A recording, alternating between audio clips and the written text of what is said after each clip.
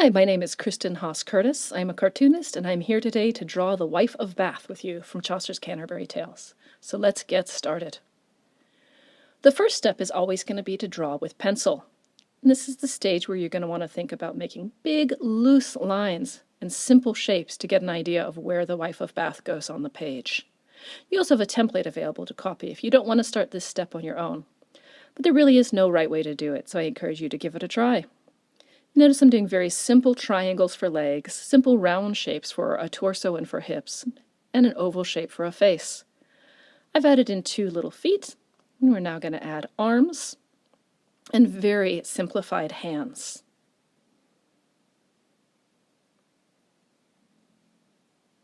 Later on I'm going to add a bit more accessorization, and I'll change her hand shape a lot, but to start with now I just need this rough idea. I'm going to add some guidelines for where the facial features are going to be. You see a very rough nose there and just the slightest hint of a mouth. And then I'm going to start making this little person a bit more the Wife of Bath. The first detail I like to add in is her hat that we're told is as big as a buckler. Then I start to outline her head covering. We add a waist and a big bell-shaped skirt. You see just her toes pointing out there. As you can see, I'm already starting to change some of my pencil lines because as the drawing progresses, I need different things. I like to give her big, loose sleeves, and I've decided that she's going to be holding Jenkins' Book of Wicked Wives, so I'm adding that to her top hand. But to do this, I need to change her thumb so that she's able to grip it. I also decide to add one unruly piece of hair that's escaping from her head covering. And there we have it, our pencils are done, and we're ready to start inking. Now, an important thing to remember here is there is no right way, and there's a lot of flexibility when you're drawing comics. One thing that I like to do is think about the different features of the face and how they can be mixed and matched. Often it's nice to focus on one feature to exaggerate or highlight while keeping the others simple. So you see examples of different eyes, different noses, and different mouths you can draw. You can pull any of these you'd like, but the most important thing is to play around here and have fun. Personally, I love a very silly nose. My Wife of Bath has a nose that's shaped like a W for wife. This was one of my ideas in her original character's design when I started drawing her a couple years back. Next, I'm going to ink in that strand of hair, and I'm going to add a big, happy, open mouth. Now, in the general prologue, Chaucer tells us that she has a gap tooth, so this is one of the details that I try to make sure I add every single time, because I think it gives her a lot of personality.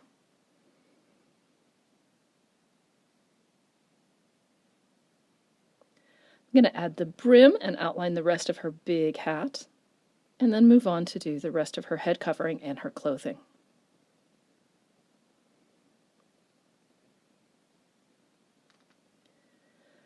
Because I have multiple pencil lines here, you'll see when I add the ink, I'm choosing the pencil line that I think works best. And that's the reason we do this first step in pencil. It's non-permanent and gives you a lot more flexibility. It also helps you feel more confident in your drawing.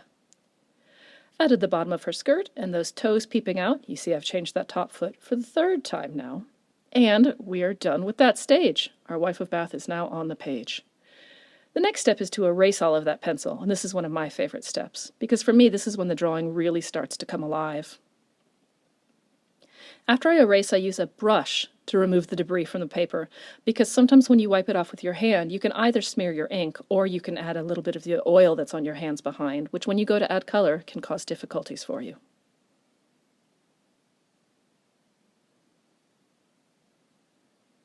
Today I'll be coloring with watercolors and a water brush, which is one of my favorite tools. It actually contains the water in the brush, and that's why I keep squiggling it off to the side. This is how you clean it out between colors. You can use colored pencils, you could use finger paints, you can use colored crayons, really anything you want, and you can also skip the color stage entirely. Some of my colors I pull from the description that we're given in the general prologue, as well as in the Wife of Bath's prologue itself, and other colors I just pull from my imagination. You might have noticed her book is a little bit on the anachronistic side, and this is done on purpose, because I'm not trying to make a historically accurate Wife of Bath, I'm trying to make a cartoon Wife of Bath, and for me that Wife of Bath exists somewhere between the time in which she was written and our present day. Next, I'm going to move on to adding this bright crimson color for her robe, because she does mention in her general prologue, in her Wife of Bath's prologue, that her favorite dress was red. She also has red shoes, which the general prologue tells us that she has. But here's where I differ from the text a little, and I've decided to give her a vibrant purple belt, because I think she might like it. I'm going to use blue to add some shadows to the pages of the book, as well as to the headscarf around her face, and there you have it. It's time to sign your work of art, because we have finished.